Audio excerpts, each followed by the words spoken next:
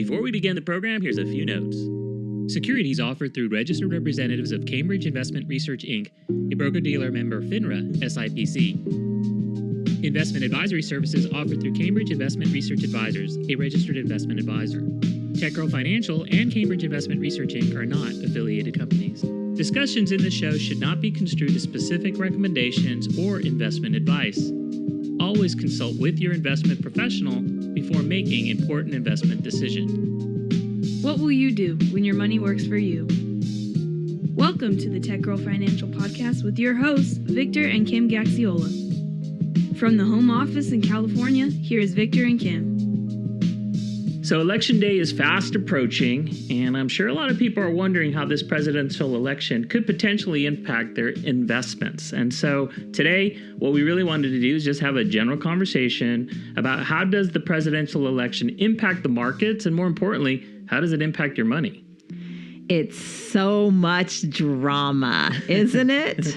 Yeah. I tell you, this reminds me of something I learned a long time ago when it comes to investments and trying to decipher what's interesting versus what's important. Mm-hmm. So let's think about that today. I think when it comes to the elections, so much more of it is interesting versus important. That's true. And so I'm going to cut to the chase, and I'm going to just say right now, the TLDR version of this entire podcast is that markets are nonpartisan, and it makes very little difference. You could probably stop now, but if you want to hear more, here we go. So I want to start off this conversation by saying we can listen to the debates, we can listen to the news, we can listen to all the things that Trump and Harris want to do, and I say blah, blah, blah. Is that what you say? And I say that because no president has the power to do anything on their own. That's right. And, what can a president do? They can pick their cabinet members. They can pick Supreme Court justices. They can give executive orders. And this is the biggest, I think, disruption that they can do. But they can only do executive orders short term because everything that one president of one side does, the next president goes and erases it all. And we saw that in the first cycle of Trump being president, and then we saw Biden erase everything on day one of his administration, all of the Trump executive orders. So that's very short term, right? They designate a treasurer, and they are in charge of foreign affairs, really. And so there are things there, but they cannot do this in a vacuum on their own. That's right. And so I really think that everything that Harris and Trump say is like a whisper session and hint, psst, psst, this is what Congress should do. Mm-hmm. And, I always wonder how the insides of Washington, D.C. happen. Is it because the president says this is what I want to do, that then Congress considers it and writes the rules? Or, how does that really work? Mm-hmm. I think what you're saying, and this is what I see, is almost placing way too much weight on who's on the executive branch on the outcome of the markets. Mm-hmm. And what I mean by that is, when you get and I also think it's wrong for, let's say, a president to take credit. Yes. For a great market or a great economy, just as much as they shouldn't be penalized if it's a horrible economy and a horrible market from the standpoint it's not because of who's sitting in the White House. Oh my gosh. The one thing that just is like fingernails on a chalkboard is when a president talks about the employment numbers. Because I think they did nothing. Mm-hmm. Yeah. I think what happens is there's all this excitement and play up. And a lot of this is driven by the news cycle and the volatility that precedes, let's say, the actual election. But quite honestly, the volatility in election years has a lot less of an impact on the markets than a lot of voters, I think, might assume. Mm-hmm. So a lot of the rhetoric about what they're going to do when they take office, it's all exactly that. It's rhetoric. It's rhetoric. I think, I always tell clients, imagine if you're on the freeway and you've got a big semi truck in front of you and you don't have Waze. Mm-hmm. You can be trying to figure out where the traffic is coming from and really don't know where it's coming from. I think government is the traffic on that freeway, and it can slow things down or speed things up. But ultimately, you're still driving on a road that will get you to where you need to go. Mm-hmm. And so, when it comes to clients and portfolios and investments, and the real reason why you invest is to make money for your goals, I think what you really need to be more focused on is what actions do you take to make sure you get to where you need to go with your finances. It's too easy to place the blame here on politics. Yeah, and I agree with you from the standpoint. I think that it's a failed strategy or a wrong approach to base your portfolio's composition on who you think is going to be in the executive office, come November, or actually take office in January. And we've got data and the history that supports a lot of what we're saying, because we took a look at this, and I did a little bit of research, and I found this interesting tidbit. When you look at how the markets have performed under various presidents, and we're going to go all the way back to 1961 when John F. Kennedy was inaugurated, the S&P 500 has only really posted a negative return during 2 presidencies. Do you want to take a guess which ones they were, Kim? Since 1961. I'm going to guess Bush, because I was working during those times. Yeah, that's one of them. But I'm not sure the other one. Yeah, the other one's Richard Nixon. So only 2. I mean, we're talking about 60 plus years of people in the executive office, and the S&P 500 has only posted a negative return in those 2 presidencies. So what it shows is that the S&P 500 has consistently grown in value over time, no matter who's in the office, really. Yeah. And we're not electing Nixon or Bush anytime soon, so...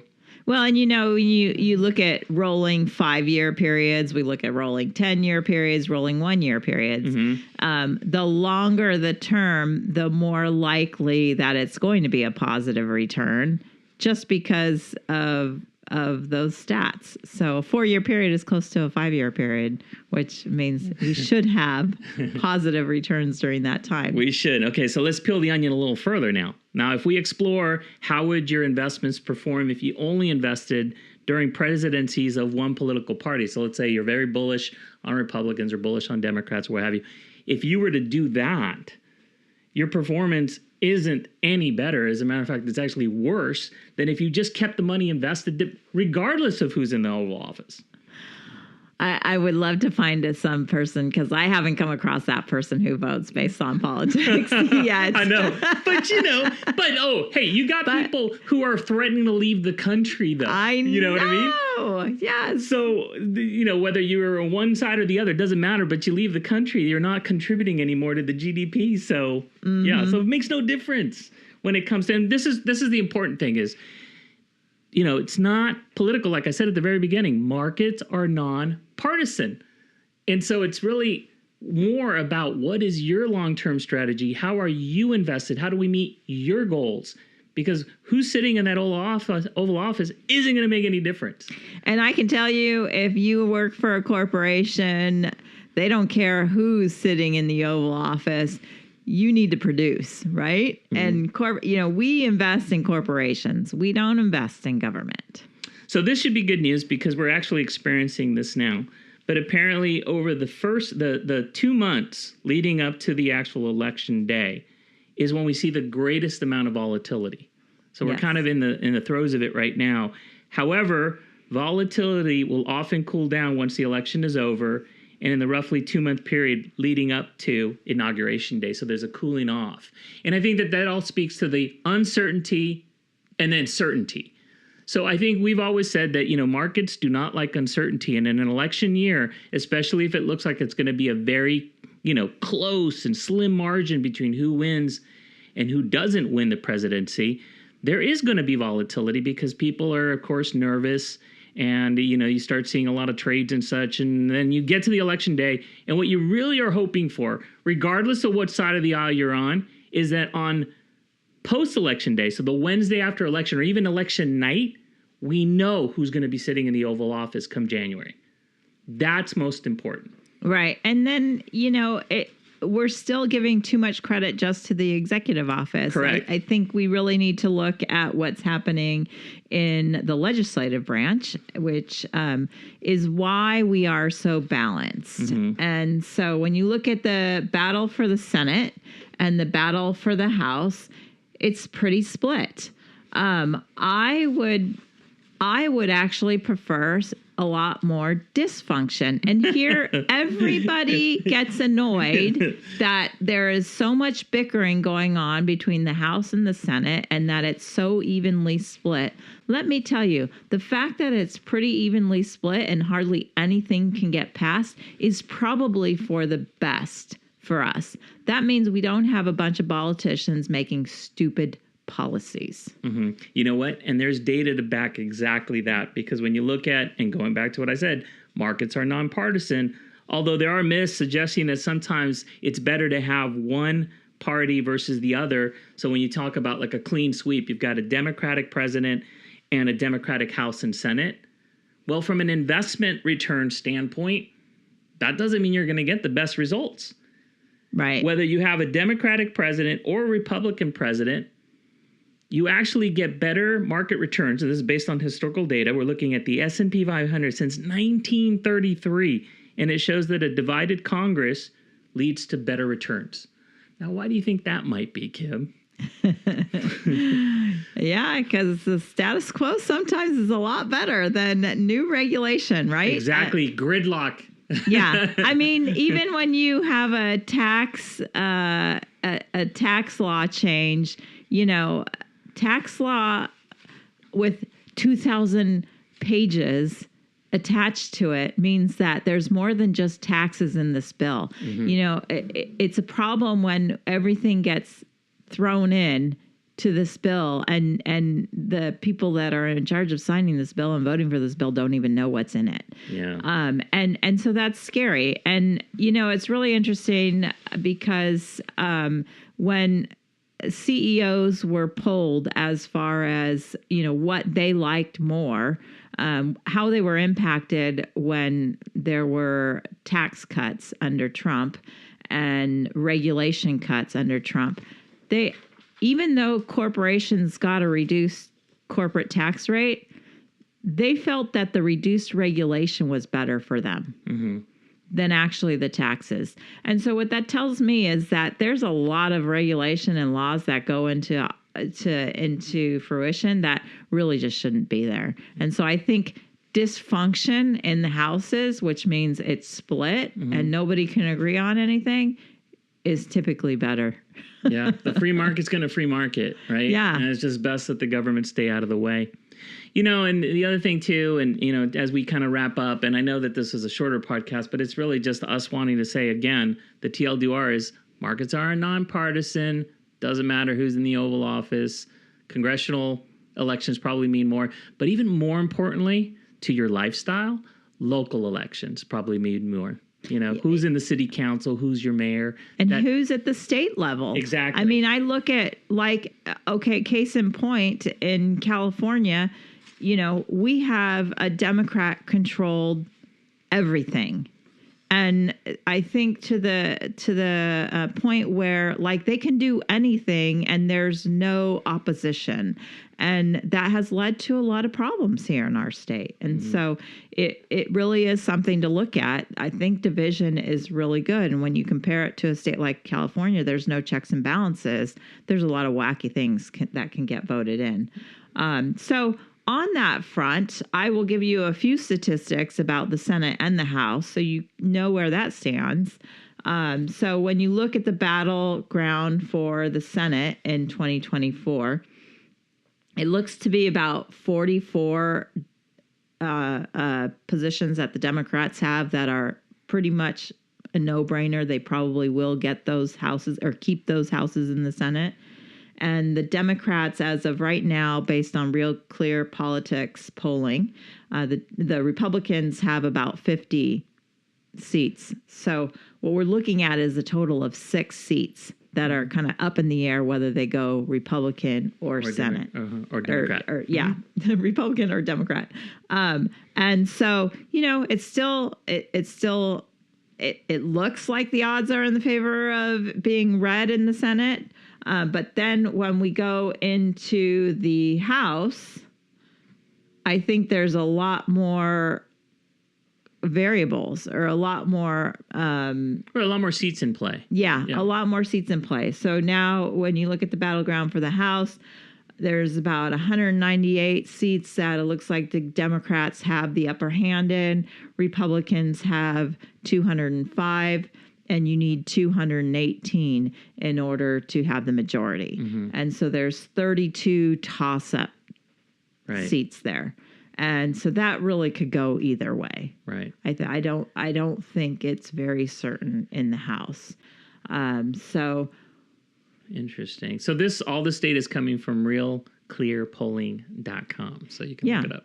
Yeah, as of we're saying this as of September 13th. It can change at any time. And so we don't really know what's going on. But I would say the likelihood of a split Senate and House is much higher than the Republicans or the Democrats sweeping both houses. Yeah. Yeah. So could end up being the scenario that we were talking about, one way or the other, right? A divided Congress.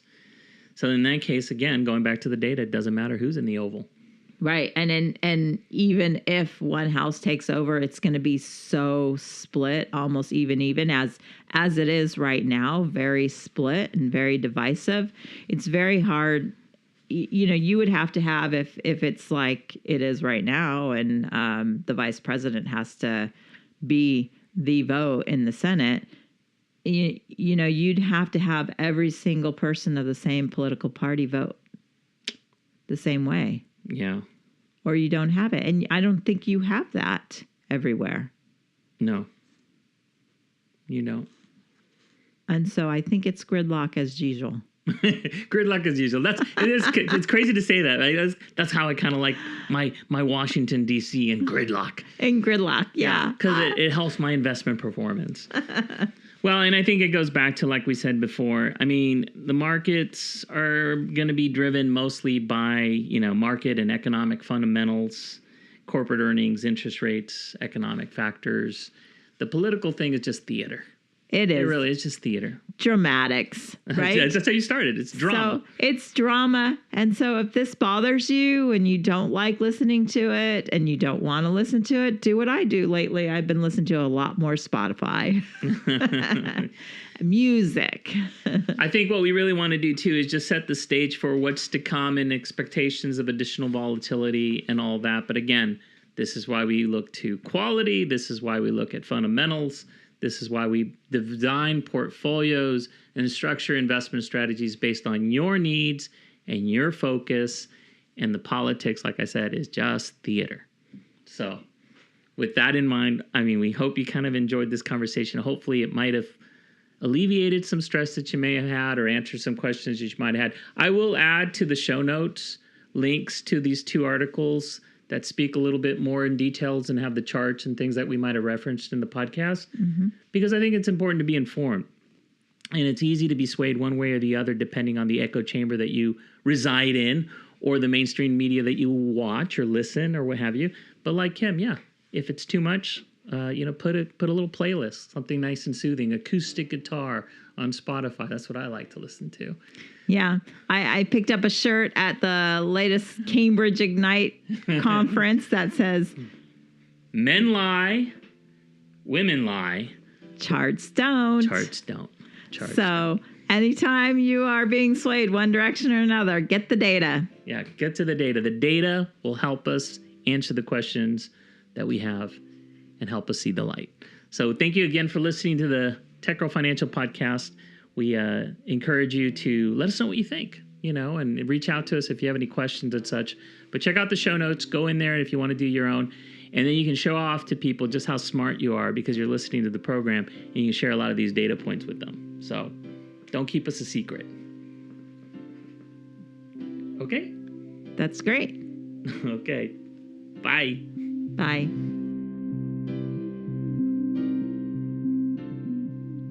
If you have questions, comments, or suggestions for future shows, please send an email to victor@techgirlfinancial.com or join the conversation on Twitter using the hashtag AskTGF.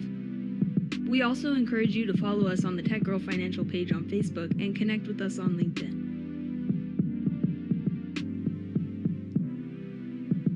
Securities offered through registered representatives of Cambridge Investment Research, Inc., a broker-dealer member FINRA, SIPC. Investment advisory services offered through Cambridge Investment Research Advisors, a registered investment advisor. TechGirl Financial and Cambridge Investment Research, Inc. are not affiliated companies.